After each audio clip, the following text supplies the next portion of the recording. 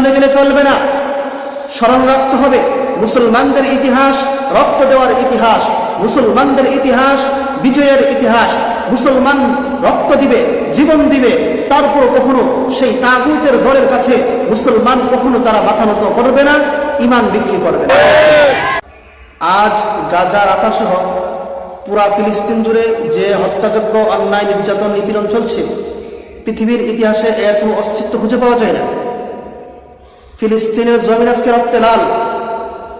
ফিলিস্তিনের সেই নিষ্পাপ কচিকাঁচা বাচ্চাদেরকে ধরে নিয়ে ওরা হত্যা করছে, মা বাবার সামনে তার সন্তানকে হত্যা করছে। ফিলিস্তিনের জমিনের দিকে তাকানো যায় না। ফিলিস্তিনের তাওহীদি জনতারা আল্লাহ পাকের অন্যতম নিদর্শন বাইতুল মুকাদ্দাসকে রক্ষা করার জন্য ওরা তাদের শরীরের তাজা রক্ত ব্যয় করে এই ফিলিস্তিনের বাইতুল মুকাদ্দাসকে স্বাধীন করতে চায়। তাই আসুন, যতটুকু সাধ্য সক্ষমতা আছে এই ইহুদিবাদী, জানবাদী, রক্তচোষা ইসরায়েলি কুফরি শক্তির মেরুদণ্ড ভেঙে দেওয়ার জন্য আমরা সর্বাত্মকভাবে চেষ্টা করি।